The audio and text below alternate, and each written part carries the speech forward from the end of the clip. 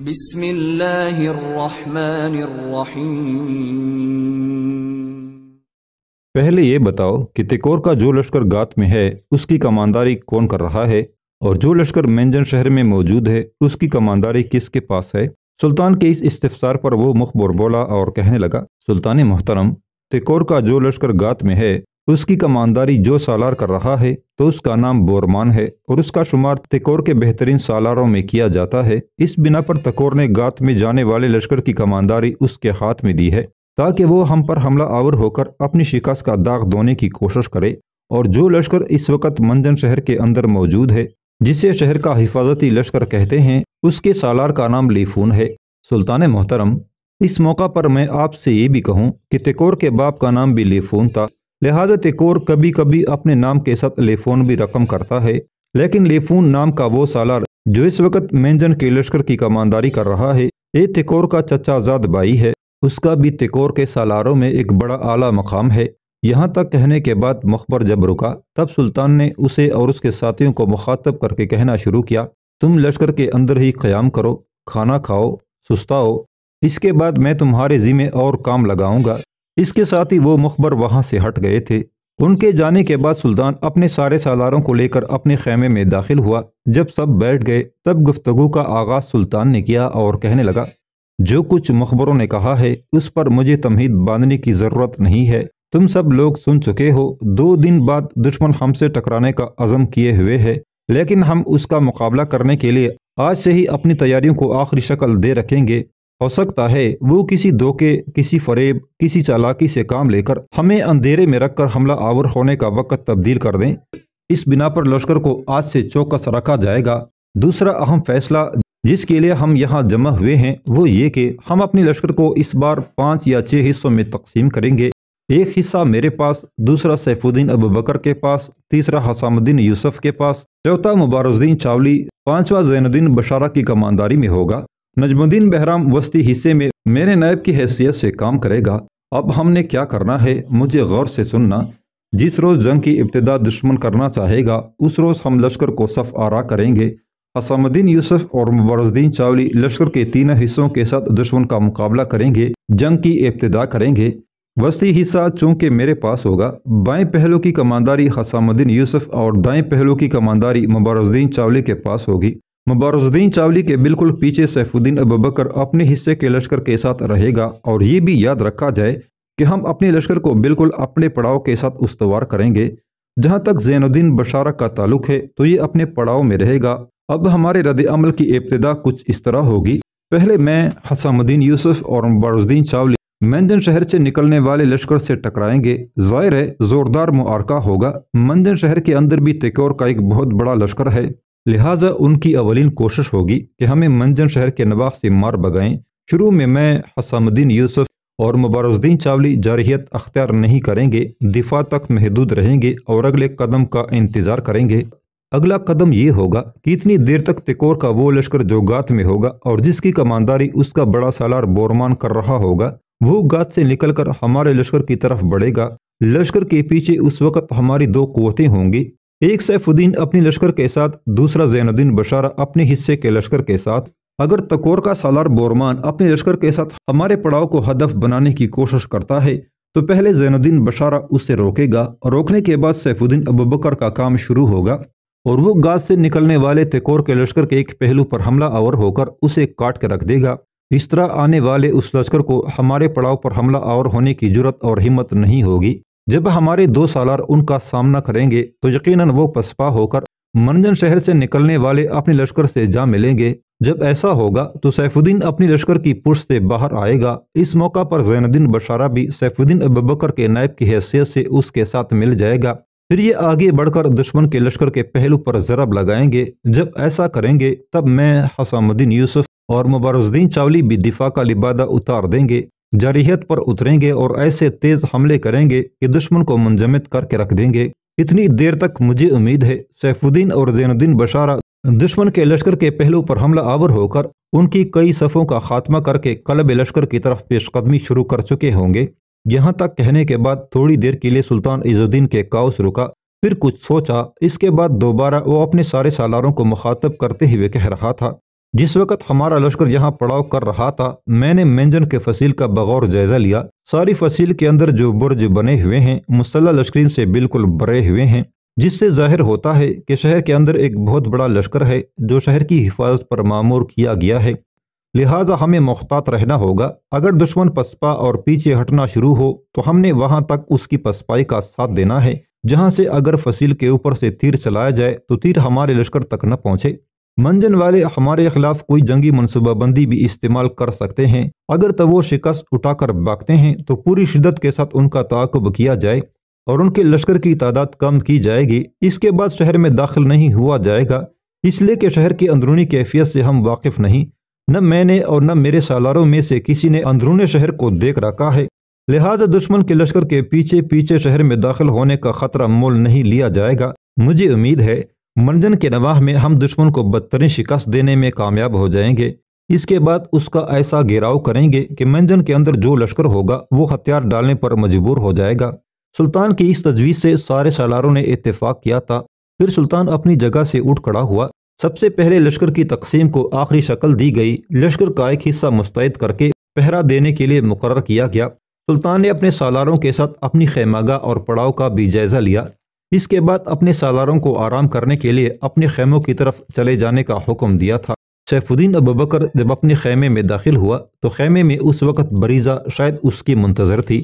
دونوں میاں بیوی خیمے میں ایک دوسرے کے سامنے بیٹھ گئے۔ اس کے بعد گفتگو کا آغاز بریزہ نے کیا اور کہنے لگی، سنا ہے سلطان نے سارے سالاروں کو بلایا تھا، کچھ مخبر آئے ہیں، اس لیے کہ پڑاؤ میں خبریں گونج رہی ہیں کہ سلطان دشمن کے خلاف اپنی منصوبہ بندی کو آخری شکل دے رہے ہیں۔ بریزہ کے ان الفاظ پر سیف الدین ابوبکر مسکرا دیا۔ پھر سلطان کے ساتھ جو گفتگو ہوئی تھی اس کی تفصیل اس نے بریزہ سے کہہ دی تھی۔ ساری تفصیل جاننے کے بعد بریزہ کوئی سوال کرنا چاہتی تھی کہ خیمے کے دروازے پر نکسار، جوزین، سیمس اور بازنیک نمودار ہوئے۔ سب سے پہلے خیمے میں نکسار داخل ہوا۔ سیف الدین ابوبکر اور اپنی بیٹی بریزہ دونوں کو مخاطب کر کے کہنے لگا، ہم چاروں نے یہ فیصلہ کیا ہے کہ آج آپ دونوں کے خیمے میں کھانا کھایا جائے گا۔ اس موقع پر بڑی خوش طبعی میں سیف الدین ابوبکر کہنے لگا، اگر آپ لوگ ایسا کرتے ہیں تو میں سمجھتا ہوں ہمارے لیے ایک نعمت ہے، ہمارے خیمے میں بھی رونق ہوگی۔ پھر وہ چاروں آگے بڑھ کر بیٹھ گئے اور آئندہ کی مہم سے متعلق گفتگو کرنے لگے تھے۔ 2 دن بعد وہ لمحہ آن پہنچا جس کا سلطان اور اس کے سالاروں کو شدت سے انتظار تھا۔ ان 2 دنوں کے دوران سلطان نے اپنے لشکر کو ہمہ وقت تیار اور چوکس رکھا تھا۔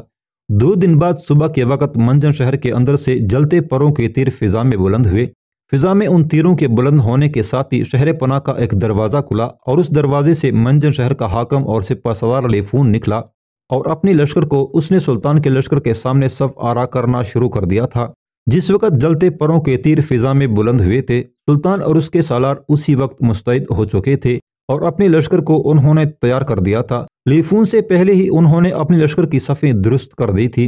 لشکر کے 3 حصے آگے رہے، درمیان میں سلطان، بائیں جانب حسام الدین یوسف، دائیں جانب مبارز الدین چاولی۔ مبارز الدین چاولی کے بالکل پیچھے ایک طرح سے پڑاؤ کے اندر ہی سیف الدین ابوبکر اپنے حصے کے لشکر کے ساتھ تھا، جبکہ اس سے ذرا دائیں جانب پڑاؤ کے اندر زین الدین بشارہ اپنے حصے کے لشکر کے ساتھ بالکل چوکس ہو چکا تھا۔ آخر منجن شہر اور قلعے کا حاکم لیفون اپنے لشکر کو حرکت میں لایا۔ پھر وہ سلطان عز الدین پر ہر صدا کو بے نوا کرتے تیز ہواؤں کے فصوں کی طرح حملہ آور ہوا تھا۔ جوابی کارروائی کرتے ہوئے سلطان نے بھی اپنے لشکر کو آگے بڑھایا، پھر وہ بھی لیفون کے لشکر پر ٹوٹ پڑا تھا۔ تھوڑی ہی دیر بعد تکور نے جو لشکر گات میں بٹا رکھا تھا وہ نمودار ہوا۔ اس نے سلطان کے پڑاؤ کا رخ نہیں کیا بلکہ وہ سلطان کے لشکر کے اس پہلو کی طرف آیا جس کی کمانداری مبارز الدین چاولی کر رہا تھا۔ چنانچہ جس وقت گات میں رہنے والا لشکر قریب آیا اور مبارز الدین چاولی کے پیچھے اپنے لشکر کے ساتھ جو سیف الدین بالکل مستعد تھا اس نے بھی دیکھ اور بانپ لیا تھا کہ گات سے نکلنے والا لشکر پڑاؤ کا رخ نہیں کر رہا بلکہ وہ ہمارے لشکر کے اس پہلو پر حملہ آور ہوگا جس کی کمانداری مبارز الدین کر رہا تھا۔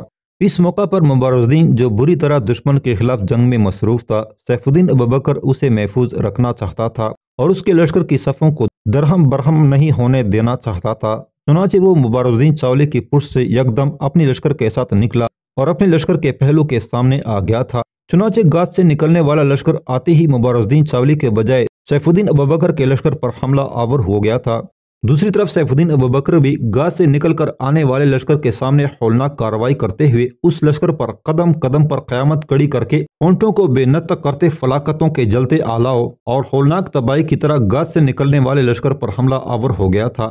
اس طرح لڑائی میں شدت آ گئی تھی، گمسان کا رن پڑا تھا، سانسوں کی ڈوریاں کٹنے لگی تھی، ذرے ذرے میں خوف و ہراس پھیلنے لگا تھا، تمنائیں بنجر پن کا شکار ہونے لگی تھی، خواہش منحوس ساعتوں کا روپ دھرنے لگی تھی، قسمت کا منہ چھڑاتی تلواریں ہر شے کو بے نام و نشان کرنے لگی تھی، رزمگاہ کے اندر دکھوں کی چاؤں، خون کی بارش، جدائیوں کی رسوائیاں، بے رفو چاک، بے دوا زخم، جسموں کا آشوب، آرزوؤں کے مقتل اور درد کے نشتر بری طرح رقص سے کنا ہو گئے تھے۔ جس وقت سیف الدین ابوبکر گات سے نکل کر آنے والے لشکر پر حملہ آور ہوا تھا اور اسے روکنے کے ساتھ ساتھ اس کی اگلی صفوں کا صفایا کر کے اسے درہم برہم کرنا شروع کیا تھا، اسی وقت زین الدین بشارہ جو سیف الدین کے ذرا دائیں جانب پڑاؤ کے اندر تھا، یکدم اپنی لشکر کو حرکت ملایا اور وہ گات سے نکل کر آنے والے لشکر کے ایک پہلو پر حملہ آور ہو گیا تھا۔ گات سے نکل کر آنے والے لشکر پر جب سامنے کی طرف سے سیف الدین اور پہلو پر زین الدین بشارہ حملہ آور ہوئے تو اس کے لشکر بوکھلا گئے تھے۔ انہوں نے جان لیا تھا کہ اگر معاملہ اسی طرح جاری رہا تو ان کا مکمل طور پر صفایا کر دیا جائے گا، چنانچہ وہ باکر اپنے لشکر کے ساتھ جا ملے تھے جو اس وقت سلطان عز الدین، حسام الدین یوسف اور مبارز الدین چاولی کے ساتھ ٹکرا رہا تھا۔ جس وقت وہ لشکر لیفون کے لشکر کی طرف بھاگا، اس وقت سیف الدین ابوبکر اور زین الدین بشارہ دونوں کے لشکر ایک ہو گئے تھے اور کمانداری سیف الدین ابوبکر کے ہاتھ میں آ گئی تھی۔ زین الدین بشارہ اس کی نیابت کرنے لگا تھا۔ سیف الدین ابوبکر نے وقت ضائع نہیں کیا، دونوں لشکروں کو یکجا کر کے وہ حرکت میں آیا۔ گات سے نکلنے والے لشکر جسے سیف الدین نے بھاگنے پر مجبور کیا تھا اس کے پیچھے پیچھے لگ گیا۔ اس وقت تک وہ لشکر لیفون کے لشکر کے پہلو سے جا ملا تھا، چنانچہ اسی پہلو پر سیف الدین ابوبکر اپنے لشکر کے ساتھ ان پر ٹوٹ پڑا تھا۔ دوسری طرف خود سلطان عز الدین کے قوس، حسام الدین یوسف اور مبارز الدین چاولی ابھی تک جارحیت پر نہیں اترے تھے، دفاع تک محدود تھے۔ جب انہوں نے دیکھا کہ دشمن کے لشکر کے پہلو پر سیف الدین ابوبکر اور زین الدین بشارہ دونوں نے حملہ آور ہو کر لیفون کے لشکر کے پہلو کو بیکار اور شل کرنا شروع کر دیا ہے، تب وہ دفاع سے نکلے، جارحیت پر اترے اور اپنے حملوں میں تیزی اور شدت پیدا کرتے ہوئے وہ لیفون کے لشکر پر گنگور گٹاؤں کی برف کی طرح شدت کے ساتھ حملہ آور ہو گئے تھے۔ تھوڑی دیر مزید جنگ کے بعد لیفون اور تکور کے دوسرے سالار بورمان نے دیکھا کہ مسلمانوں کے سامنے ان کے لشکر کی حالت بڑی تیزی سے خراب ہونا شروع ہو گئی ہے۔ یہ صورتحال دیکھتے ہوئے لیفون اور بورمان دونوں نے شکست قبول کی، چنانچہ وہ منجن شہر کی طرف بھاگ کھڑے ہوئے۔ سلطان نے اپنے پورے لشکر کے ساتھ ان کا تعاقب کیا تھا اور ان کے کافی لشکریوں کو موت کے گھاٹ اتار دیا تھا۔ اس طرح شکست قبول کرنے کے بعد لیفون اور بورمان دونوں منجن شہر میں محصور ہو گئے تھے۔ یہ ایک بدترین اور ذلت آمیز شکست تھی جو منجن شہر کے نواح میں تکور کے لشکر کو ہوئی تھی۔ منجن میں داخل ہونے کے بعد بورمان اور لیفون دونوں حرکت میں آئے۔ لشکر کی اکثریت کو انہوں نے فصیل کے اوپر پھیلا دیا تھا۔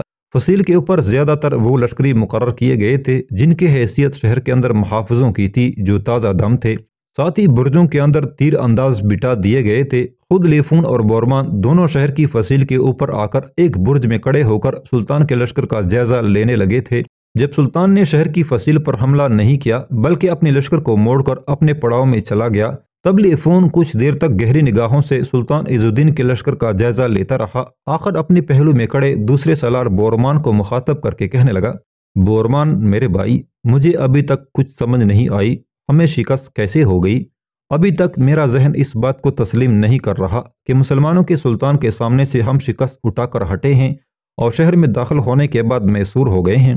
یہاں تک کہنے کے بعد لیفون جب خاموش ہوا تب بورمان کچھ دیر تک عجیب سے انداز میں اس کی طرف دیکھتا رہا، پھر کہنے لگا، لیفون میری حالت بھی تم سے مختلف نہیں ہے۔ جس وقت میں اپنے لشکر کو لے کر گات لگائے بیٹھا تھا مجھے پکا اور پختہ یقین تھا کہ میں مسلمانوں کے لشکر کو کنگال کر کے رکھ دوں گا، لیکن مسلمانوں نے ہم سے جنگ کرنے کی عجیب حکمت عملی اور منصوبہ بندی بنائی تھی جو ان کی فتح مندی اور ان کی کامیابی کا باعث بن گئی۔ لیفون میں نے ارادہ کیا تھا کہ مسلمانوں کے دو اہداف میں سے ایک ہدف کو اپنا نشانہ بناؤں گا، یا تو ان کے پڑاؤ پر حملہ آور ہو کر پڑاؤ کو آگ لگا دوں گا، یا مسلمانوں کے لشکر کے پہلو پر حملہ آور ہو کر اس کے پہلو کو کاٹ کر رکھ دوں گا، مسلمانوں کے اندر شکست اور ناکامی کے آثار پیدا کر دوں گا۔ لیکن جب میں گات سے نکل کر اس طرف آیا تو میرا ارادہ تھا کہ میں سب سے پہلے مسلمانوں کے پڑاؤ پر حملہ آور ہو کر پڑاؤ کو آگ لگاؤں گا تاکہ مسلمانوں کی توجہ اپنے جلتے پڑاؤ کی طرف ہو جائے اور جب ان پر حملہ کیا جائے گا تو ہماری فتح اور ان کی شکست یقینی ہو جائے گی۔ لیکن جب میں قریب آیا تو میں نے دیکھا کہ مسلمانوں کے پڑاؤ کے اندر ایک خاصا بڑا لشکر موجود تھا اور مسلمانوں کے سلطان کا ایک سالار، میں اس کا نام نہیں جانتا، وہ کمانداری کر رہا تھا۔ لہٰذا مسلمانوں کے پڑاؤ پر ضرب لگانے کے بجائے میں نے فیصلہ کر لیا کہ مسلمانوں کے لشکر کے دائیں پہلو پر ضرب لگا کر اپنی کامیابی اور فتح مندی کا در کھولوں گا۔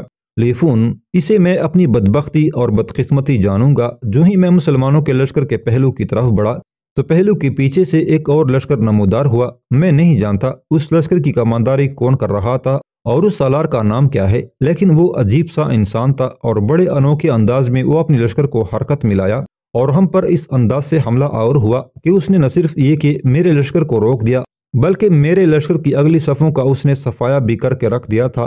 وہ اپنے لشکر کے ساتھ آگے آگے تھا اور میرے لشکریوں کو کاٹتے ہوئے اپنی لشکریوں کو للکارتا بھی جا رہا تھا۔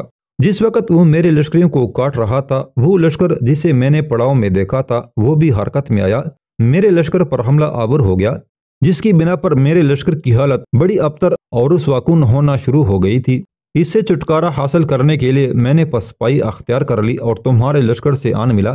لیکن مزید بدقسمتی یہ ہوئی کہ مسلمانوں کا وہ سالار جو پہلے اپنے لشکر کی پشت سے نکل کر میرے راستے کی رکاوٹ بنا تھا اور وہ لشکر جو پڑاؤ سے نکلا تھا، وہ دونوں یکجا ہو گئے اور پھر میرے پیچھے پیچھے وہ ہمارے لشکر کے ایک پہلو پر اس طرح حملہ آور ہوئے کہ ہمارے لشکر کے اس پہلو کے بڑے حصے کا صفایا کر کے رکھ دیا۔ یہاں تک کہنے کے بعد بورمان رکا، پھر اپنی بات کو آگے بڑھاتا ہوا وہ کہہ رہا تھا، لیفون، میں سمجھتا ہوں مسلمانوں کے ہاتھوں یہ ہماری ذلت آمیز شکست ہے۔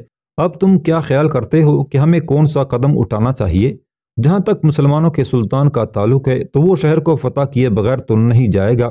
اس میں کوئی شک نہیں کہ سلطان کے لشکر کی تعداد ہمارے لشکر سے کم تھی، اس کے باوجود غالب وہی رہا۔ میرا اپنا خیال ہے کہ مسلمانوں کا سلطان چند روز تک اپنی لشکریوں کو سستانے کا موقع فراہم کرے گا، اس کے بعد کسی نئے عزم کے ساتھ شہر میں حملہ آور ہو کر شہر کو فتح کرنے کی کوشش کرے گا۔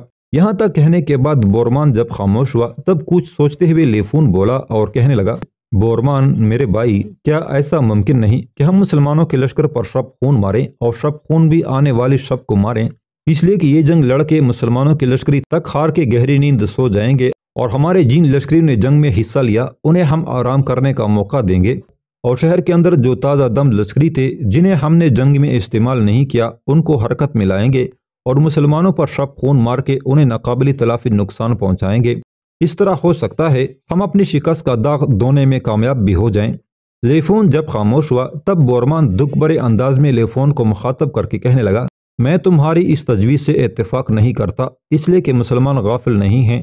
وہ اپنی لشکر کے ایک حصے کو چوکس رکھیں گے تاکہ اگر ہمارا لشکر شہر سے نکل کر ان پر شب خون مارنے کی کوشش کرے تو وہ اس شب خون کو ناکام بنا دیں۔ بورمان، مجھے خطرہ ہے کہ اگر ہم نے شہر سے باہر نکل کر رات کے وقت اچانک مسلمانوں کے لشکر پر حملہ کرنے کی کوشش کی اور مسلمانوں کا لشکر اگر بیدار ہوا تو وہ شب خون کے لیے نکلنے والے ہمارے لشکر کو نہ صرف گھیر کر اس کا خاتمہ کر دیں گے بلکہ جس دروازے کو کھول کر وہ شہر سے نکلیں گے اسی دروازے سے رات کی تاریکی میں مسلمانوں کا لشکر کسی نہ کسی طریقے اور ہیلے سے داخل ہو کر بغیر کسی مزاحمت اور رکاوٹ کے شہر کو فتح کرنے میں کامیاب ہو جائے گا، اور اگر ایسا ہوا تو یاد رکھنا تمہاری اور میری دونوں کی گردنیں مسلمانوں کے سلطان کے حکم پر کاٹ دی جائیں گی۔ یہاں تک کہنے کے بعد لیفون رکا، اس کے بعد اپنی بات کو آگے بڑھاتا ہوا وہ کہہ رہا تھا، بورمان، جہاں تک میرا اندازہ ہے منجن کو مسلمانوں سے بچانے کے لیے سب کچھ مجھے اور تمہیں ہی کرنا ہوگا۔ اس موقع پر ہم نے تیکور سے مدد مانگنے کی کوشش کی تو میرا دل کہتا ہے وہ صاف انکار کر دے گا، اس لیے کہ میں اس کے مزاج سے اچھی طرح واقف ہوں۔ لیفون یہیں تک کہنے پایا تھا کہ بیچ میں بورمان بول پڑا اور کہنے لگا، تمہاری اس بات سے تو میں اتفاق کرتا ہوں کہ اس سلسلے میں تیکور ہماری کوئی مدد نہیں کرے گا، اس لیے کہ مینجن کے نواح میں جو اس نے مسلمانوں کے خلاف جنگ لڑی تھی اس میں اس کا کافی نقصان ہوا تھا، جس کی بنا پر اس پر ایک طرح سے مسلمانوں کا رعب اور خوف طاری ہو چکا ہے، اور وہ خود کبھی بھی میرے خیال کے مطابق خم ٹونک کر مسلمانوں کے مقابل نہیں آئے گا۔ زیادہ سے زیادہ اپنے علاقوں کو بچانے کے لیے وہ تم اور مجھ پر بھروسہ کر کے مسلمانوں کو جنگ میں مصروف رکھ سکتا ہے، اس سے زیادہ کچھ نہیں کرے گا۔ بورمان جب خاموش ہوا تب لیفون دکھ بھرے انداز میں کہنے لگا،